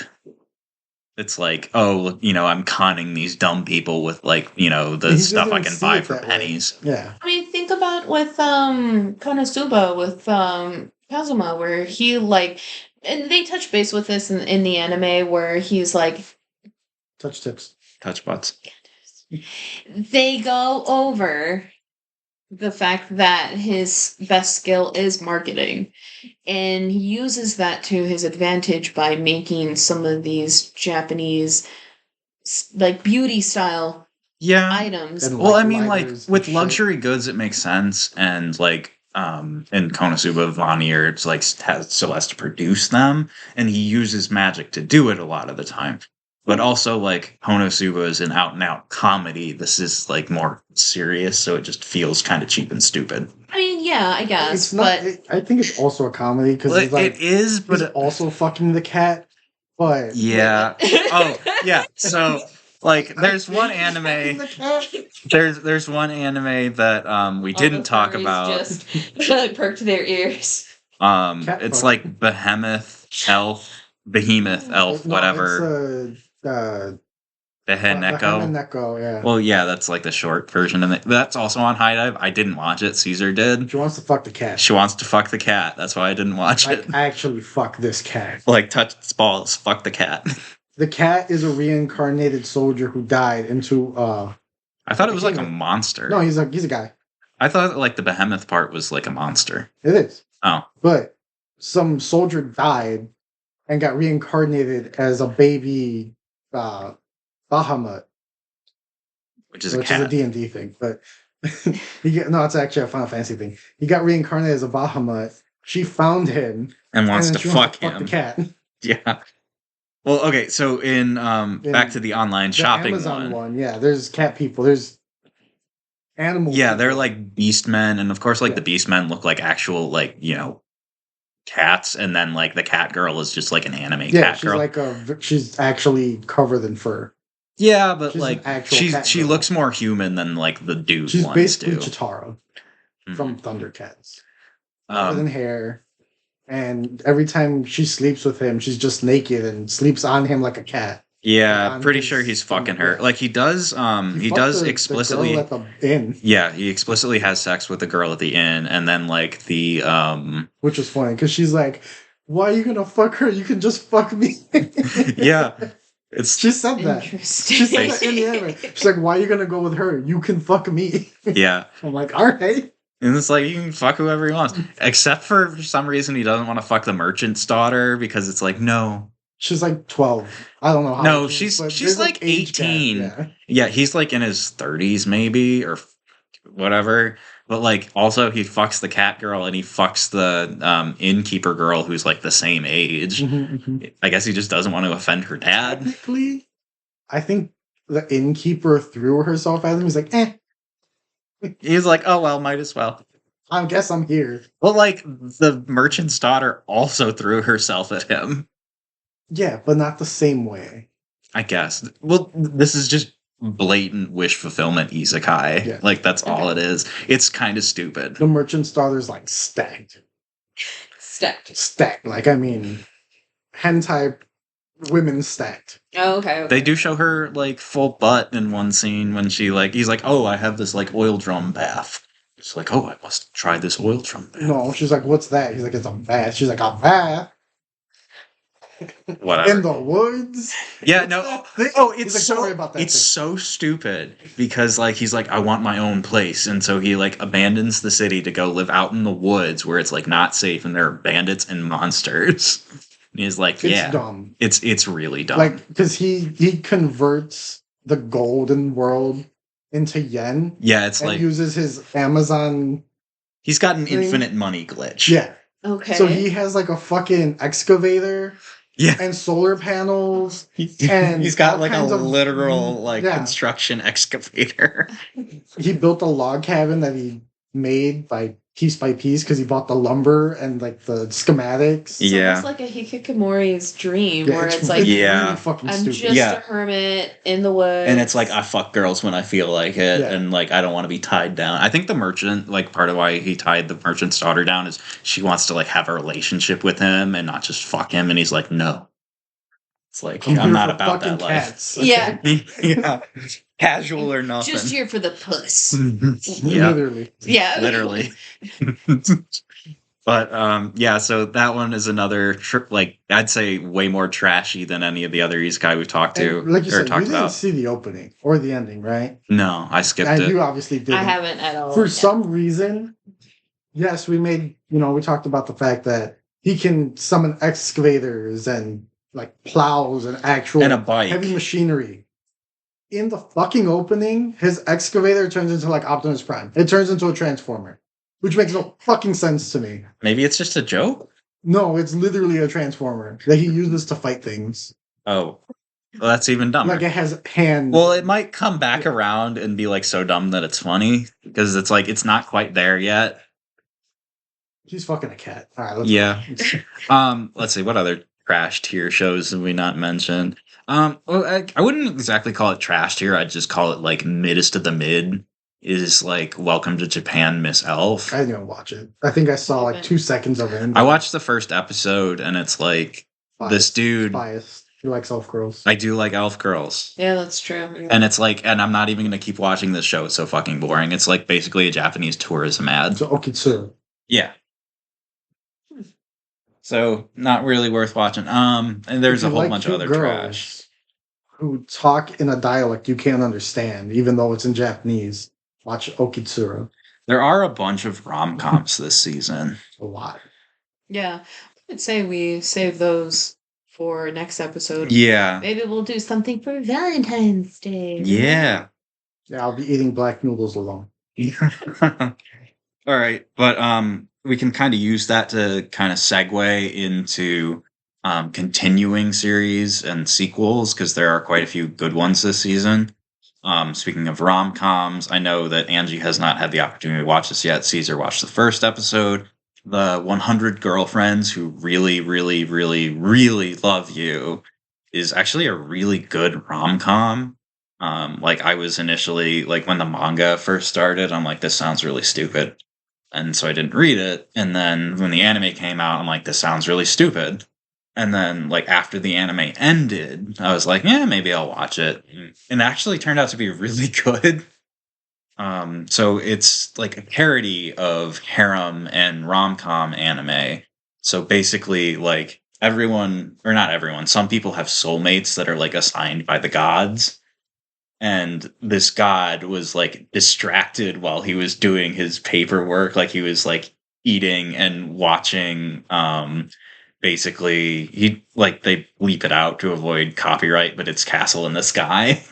And he's like, this is so amazing, 100 out of 100 score. And he wrote that on the dude's paperwork. So the main character, Rentaro, has 100 soulmates. Yes. Oh. Yeah. There's 100 lovers. And he also got rejected 100 times. Yeah, before that. High school. Like, when you guys were first kind of describing it to me, I almost thought about The World Only God Knows. Where... yeah, The World Where Only God Knows, yes. Where it's... Chihiro's best girl. Always will be. We can talk about that next time. Yeah, but anyway, that's what I think of. Like, there's, it's a harem anime where there's different, different girls, different traits, and he conquers them all differently. But going from what I saw in episode 1, it's not that. Yeah, basically, it's not. That's what I thought about. God said 100 girls are gonna fucking love you, and you don't have a choice.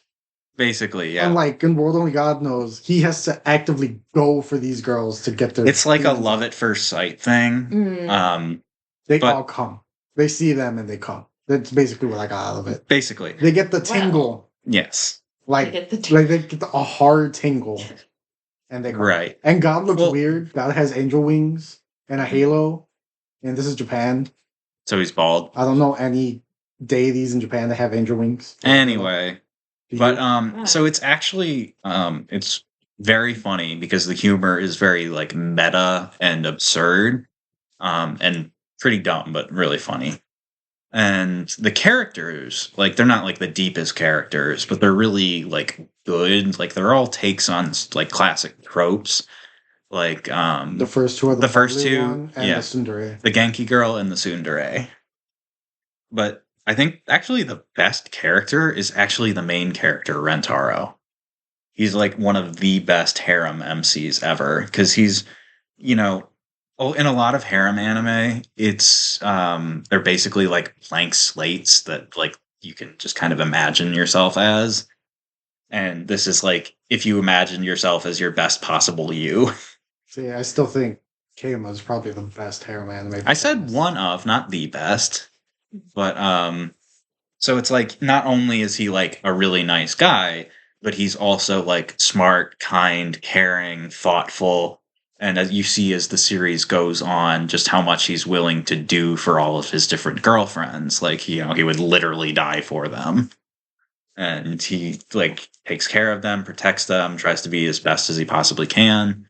And you get to see all of their like shenanigans and hijinks, and it gets more and more crazy as the series goes on, and you introduce more and more girlfriends. So I think you should watch it. Caesar, I think you enjoyed the first episode from what you saw. It was funny. Yeah, it gets better as it goes on. Like, the first two are like probably like the best of the girlfriends. Like, I really like Karane, who's a tsundere, but she's like, it's like a meta tsundere where you're like very aware of it. Where it's like super over the top, and then like Rentaro's. It's not like it's for you or anything. Like 4 times in the first episode. Yeah, and then like later on, she's said something like that, and the main character's like, "Oh, she's a tsundere, so she has to say something like that. She can't say she straight out likes it." Mm-hmm. I would say, was it Ulmandra from the Headhunter is very much like that. I feel like. Yeah, she's a tsundere. Yeah, that's just straight up obvious. And then was it for Red Ranger? I forgot her name. The witch? Yeah, like Adola, I think it was, or something like that. Where she's very much kind of like that. No, to a more milder extent. But yeah, I would say there was a lot of that Dede type. Yeah. And it's like series. 100 Girlfriends like takes all the tropes and like dials them up and like makes fun of them. So it's a really good series, like much better than I was expecting. Is this season 2 or is it? Yeah, season 2 is airing right now. It doesn't say season 2. Yeah, it's weird on Crunchyroll for some reason. It just like goes into. Then it's not a season 2; it's a core 2. But I mean, season 1 aired years ago, so it's not like a split core where it was a couple months in between.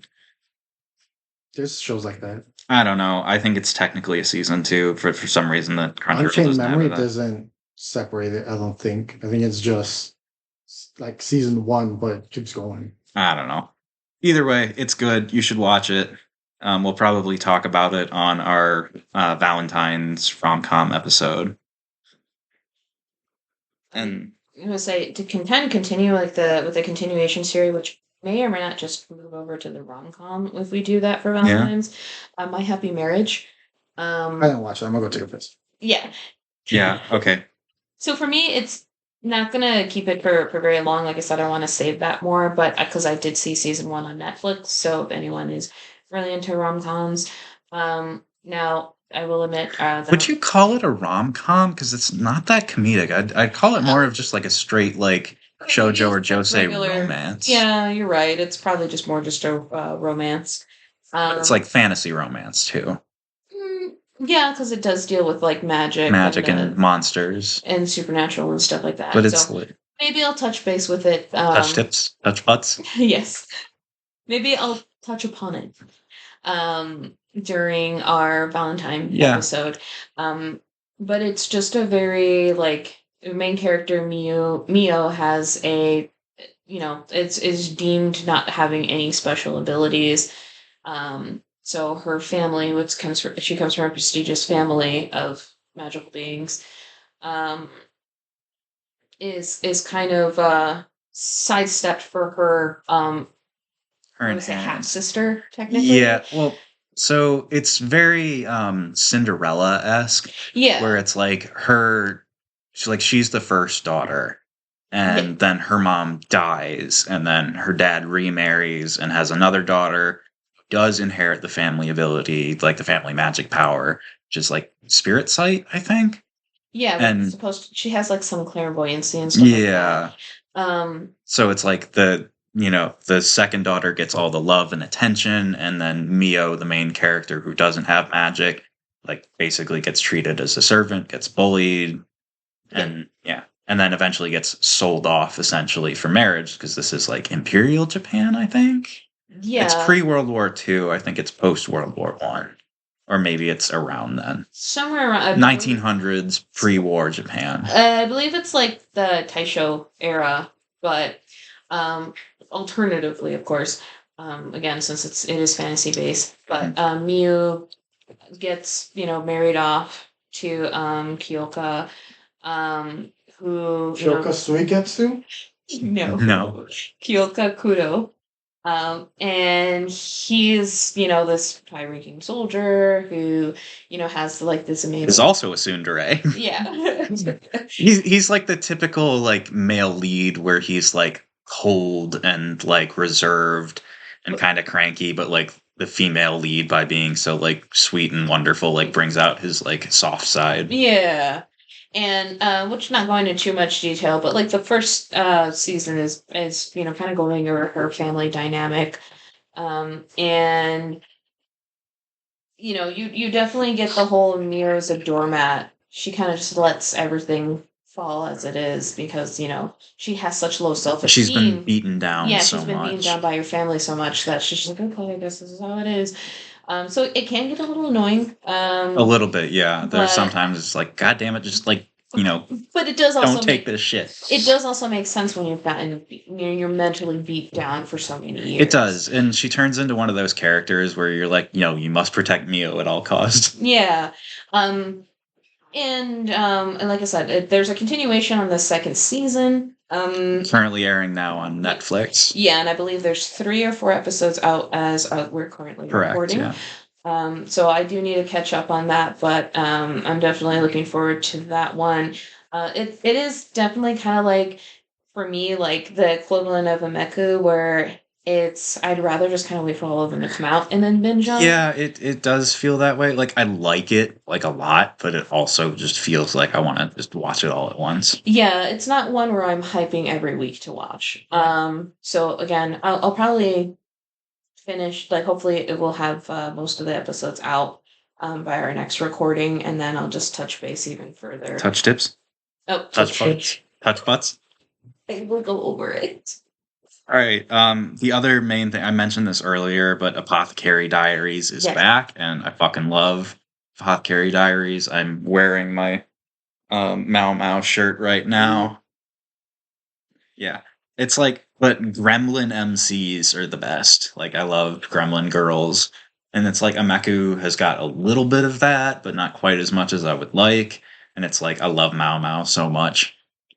I feel like, again, Mau Mau's a little more endearing at the moment. Yeah. She has a strong, like, strongly defined character with multiple layers.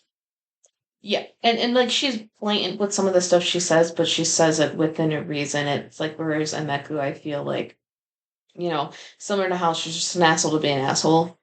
Yeah, Mau Mau has her reasons for everything. Whether she's, smacking the shit out of some lady in waiting in the first season, or how she's, like, making mischief, or, like, other random stuff. She always has her reasons for doing things. Yeah. And I'm hoping to see, at least in Ameku, if, character progression. I don't know. I'm not too confident in that. No, I don't think it's going to get there. I think it's going to be more like a mystery of the week until the season's over. Yeah. That's just what my gut says. I don't know that for sure. I haven't read the manga. Apothecary Diaries for me is in like full stop 10 out of 10 like modern classic anime.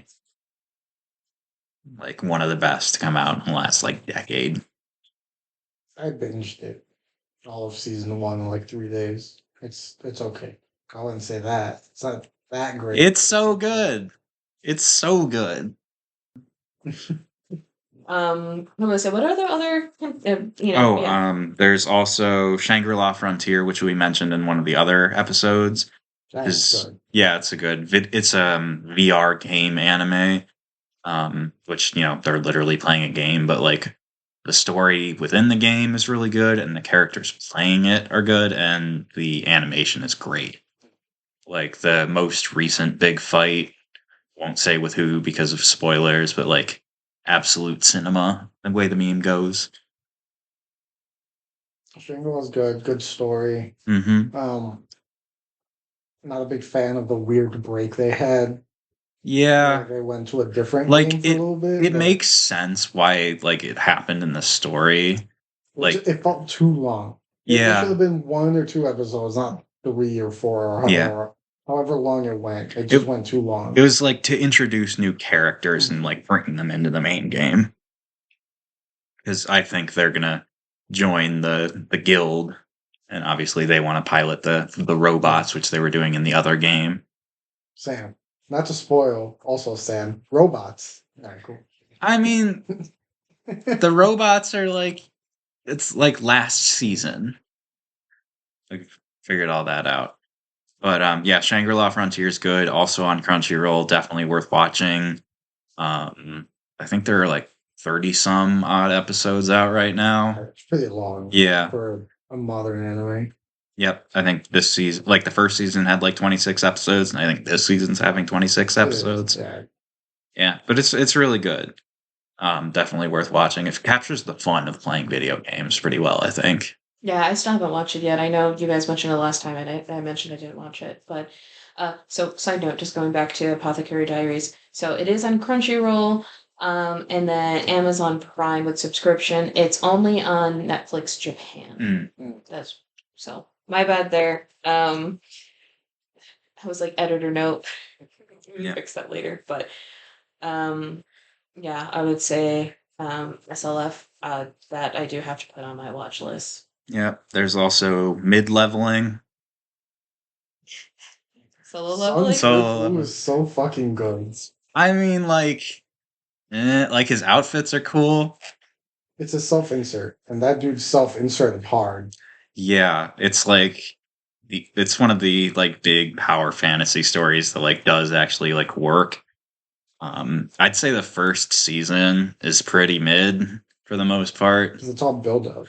Right, and then once you get past season, like even now until season 2, once they get to Jeju, it's all up. It's all up. It's gonna be nonstop action once they hit Jeju. The action in the first couple episodes of this season was good. I'll give you that. But like the first season was pretty fucking boring and forgettable, honestly. Double Dungeon. Like it starts off interesting. The spider. I fucking forgot about the troll and the spider. Like I remember the assassin, I remember the beginning, and I remember like Dong Suck Big Dick. That guy. I don't know his name. Of course you remember that. His name is Dong Suck. Huang Dong Suck. Is the guy who tried to off him in the spider raid. Oh, we tried to get him off? Yeah, because Huang Dong Su is his brother. And now he wants to kill him, I know. I'm just making fun of you. Yeah, let's play a game of how much should I cut out of this. Tell me I'm wrong. I have no comment on the matter. Yes, and what is your thing about Dong sucking? Dong suck. You don't like to suck Dawn? No, I don't. That's also weird. So cut that part out, but it's weird because if you watch it in English, they change the name because obviously Japan and Korea, they say the names backwards. To us, that's last name, first name. So when you watch it in English and they're talking about Sung, it just sounds weird to me. I don't know. Actually, yeah, I think I can't remember if I watched the first season in English or Japanese. English, in Japanese, it's Sung Drip Woo. Sung Jin Woo. Sung Jin Woo. But then, like, if you watch it in English, they call him Woo. Do they? Yeah. Oh, I don't know. I guess I did watch it in Japanese. I don't know, but it's like it's a decent to good action show. That's as much praise as I can give it. Like the second season has been interesting. I read it and I know what's gonna come, so I get why you're saying it's slow. But that's because but also like the story and characters are super fucking basic. It's not about the characters. I know. It's about Sung Drip Woo.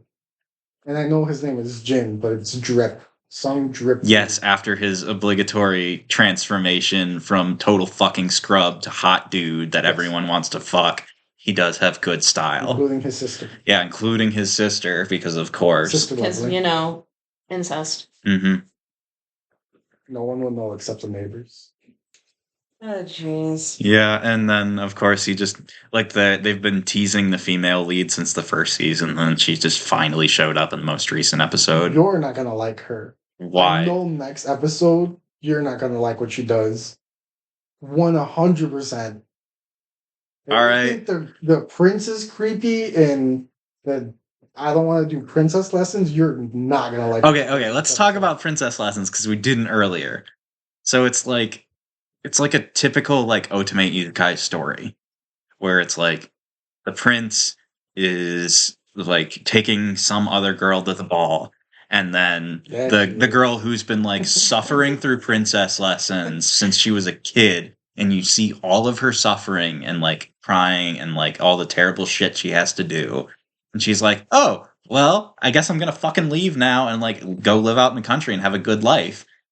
And then like turns out he is still into her. He was just trying to make her jealous. And he does still want to get married to her, even though she doesn't and doesn't want to be princess. And like he just fucking stalks her and like then kidnaps her. Takes her back to the palace and is like, no, you can't leave.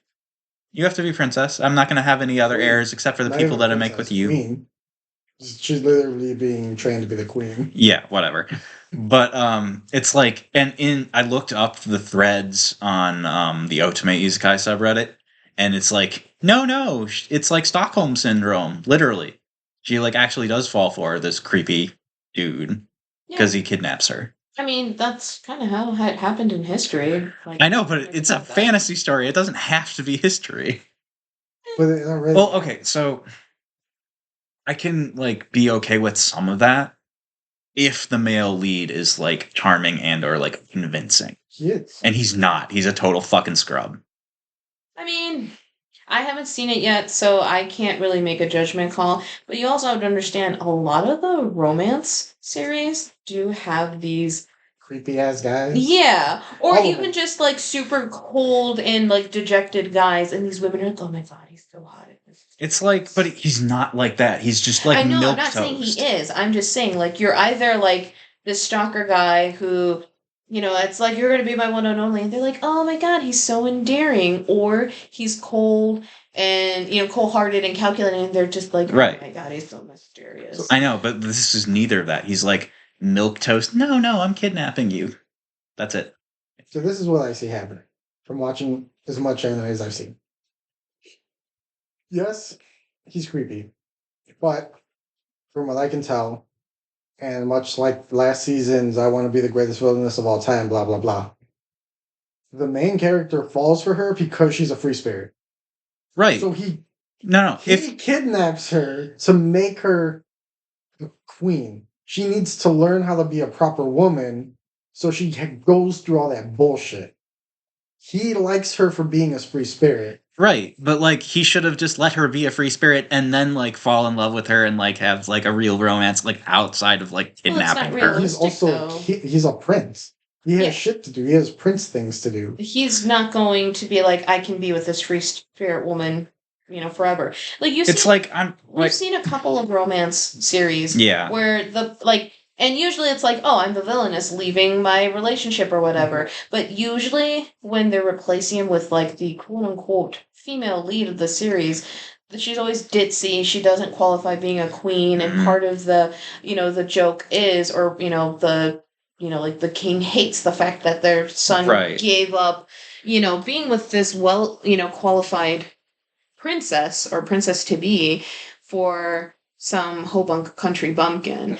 So, I mean, this is kind of taking that concept and being like, hey, instead of going for the female lead who's a country bumpkin and doesn't understand the etiquette go of for the society, villainous character who's already been trained. has it, yeah. Right. And I get all that. I really do. It's just that I don't like the character of the prince, and it's just and the whole Teehee kidnapping thing. Yeah, and that just makes valid. Right, but it just makes the romance and the story just like impossible for me to like invest in, which is you need that in this story. Yeah, no, and I get that. I get it.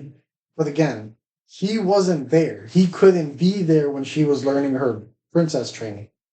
So now that he has the opportunity to be there, that's where the love story is going to come in. Like make him now more they're sympathetic. together. All Now right, they can do the together stuff. I'll give it another like episode or two, okay? Now if he goes and like does some freaky touchy shit, then He already has.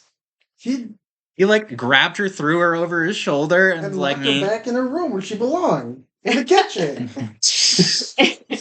No, but I think what Caesar is saying is like we didn't see the lovey part because it hasn't happened yet. He hasn't quite grasped where she's gone through. He's not a sympathetic enough character. No, they've done a really bad job of that. And if they don't do like a better job of it, like I will drop and it. they did do a better job of it. The purple haired girl's like, that shit fucking sucked. Take your man's back.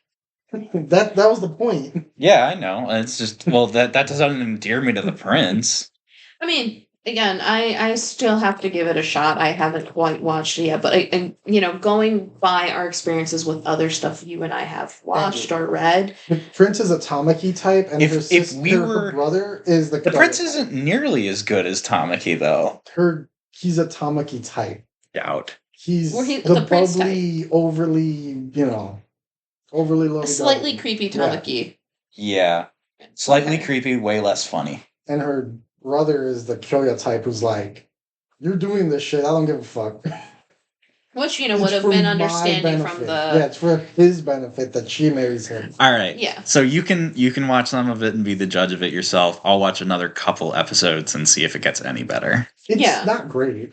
I mean, I figured it's not going to be great. Right, but Angie and I love this shit. Yeah. And it's like, if we were reading this manga like a couple years ago, I would be like, this male lead is trash. Yeah, and I mean, we've read plenty of series dozens probably where the male lead is generally trash, or even like the former male lead. Yeah. Like I say, he's not.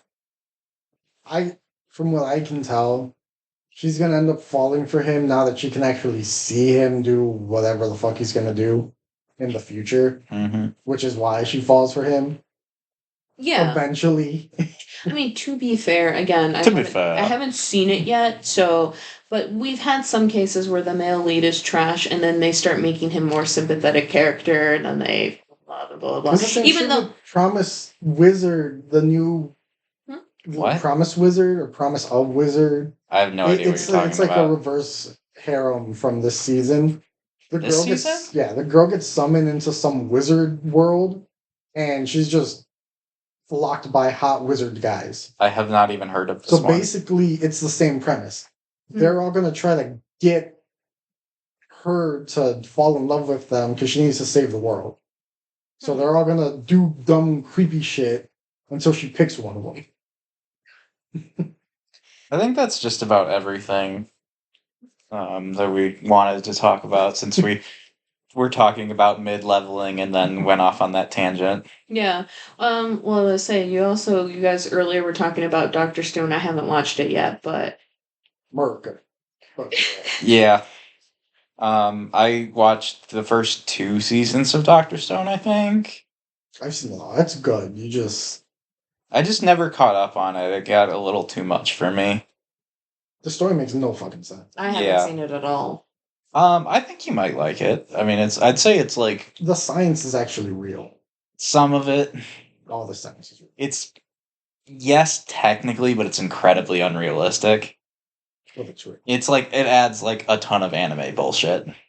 I would say it's a theoretical science. Yeah. This is a possibility. He literally went to a sulfuric pool and got sulfur, and then made shit with the sulfur he extracted. Yeah, but like actually doing that is like way more difficult than they make it seem. They do it in Thailand. They go with fucking cloths over their face to get rocks. Like, it's real. Just watch it and like you'll see. I feel like you guys might just want to do an actual episode on Dr. Stone alone, and it's just like, is it legit science? We could. He's hating because of the tank. He made a car, and he doesn't like the fact that he made a car. No, okay. So in like the first season, they go from like making like pretty realistic stuff to like something from like some stuff that's like a little like, you know, it's amazing that they were able to like pull this shit off. And then it just goes like completely off the rails. It's like, oh yeah, we're making cars and shit now, you know, out of like Stone Age tech. It's like, yeah, we're gonna Flintstones this shit. Yeah, basically, yeah. Okay. It's a fun show, but also like the characters are very like over the top too and kind of stupid in places. He made a steam powered car, and that's what he's hating on. Not something just that exists. There's a lot of like ridiculous shit too that I like didn't mention, like the Tarzan thing. Yeah, or like, you know, the faction of people that want to kill all the adults. I see nothing wrong with that. This is the premise of Peter Pan. Oh yeah, sort of, but like it's literally but in like a logic based show, it's just kind of fucking stupid. It's just like, no, because if you try to apply Children of the Corn to real life, it's not gonna fucking work. And it's like, oh yay, genocide. So basically, Tarzan wants to kill the adults because adults made the world bad. And the scientist guy, he said, no, we need to revive everyone because peace and love and hippie shit. And because, you know, they're also people. Peace and love and hippie but also, shit. Like, we're gonna be fucked if we don't have, like, adults around. Peace and love and hippie shit. So, like, Tarzan fused with Peter Pan. Yeah, but also he's, like, the strongest high schooler in the world, which is some anime bullshit. And he looks like Tarzan. Yeah. Long flowing hair. It's really stupid. And they all have some dumbass mashal cracks. Yeah. I don't get it. Oh, that's from, like, the stone disease. No, I know, but I don't understand why they have a mashal. Oh, mashal? It's because that's, like, the magic, the way it manifests. That's fucking dumb. It's like the single line of magic is, like, basic level, and if you have more than one, you have more power. Mm-hmm. And then, like, a couple people have 3, and it's a big deal. So yes, basically, they all have cracks because they were stones for so long. Yes. Mm-hmm. And then when the old guy gets petrified, he has a shit stain on his back because that's just the piece of his rock that fell off. It looked like a piece of crap. You know, like the spirally anime crap. Yeah. Oh, like the poop. Yeah. The symbol. So he has that on his back. That was his crack. It's like you might enjoy watching it. I think it's like kind of dumb, but also fun. The science is fun because they explain it. Like if you take gold and you take sulfur and you do this and that, it becomes this element. Yeah. And then we use this element combined with this element to make this thing. So it works. So it does itself out. incorporate real Yeah, real science. It just does it in like anime bullshit kind of ways. But he made gunpowder the right way. Well, if you want to talk about an anime making gunpowder, just look at Drifters. But again, I mean, yeah, he made gunpowder the correct way. It's just that it's really, like Sam said, unrealistic. Yeah, it's fun. I wouldn't call it great. That's why I haven't like caught up with it. Like they have to go on adventures to find it. The reason they're in America is because they need corn, and I guess corn doesn't grow in Japan naturally. I mean, no, it doesn't. But like, and they need corn so that they can make rocket fuel. Because they want to go to the moon. Just fucking stupid. And just like cue all the minions coming in the background. Yeah. Yeah, the petrifying thing is weird. I don't know. Yeah, I don't know. But anyway, so that kind of is all of the anime we wanted to talk about for winter 2025. I hope anyone listening got some decent recommendations out of this. I'd say our favorites are Solo Leveling is good. Don't listen to Sam. Zenshu and Sakamoto Days, probably the two biggest ones. We love Apothecary Diaries too. Caesar likes mid-leveling, whatever. You'll like it. I know you will, because once it starts to get it's like action, it's like popcorn action. Like there's no substance to it, but it's like fun, and you can eat a lot of it. And I feel like that's kind of how Sakamoto Day is for me, where it's like the action. It's popcorn action. You sit there, you enjoy it. There's not too much. I think you'll enjoy Solo Leveling more as like one big binge. For post-production, me doing this later, this is where the outro is going to start. So for the next episode, we were thinking of doing a rom-com special for Valentine's Day, so we'll get to you on that. And then we still have the second half of the East Blue episode to release. I'll probably be doing that next week, this week, one of those, if we'll see, if I have time. But also for March, we were talking about doing a March Madness Best Girl bracket, which is going to be fucking crazy. And Caesar and I are going to get totally drunk and argue about waifus. Right. Anyway, I'm going to stop recording now.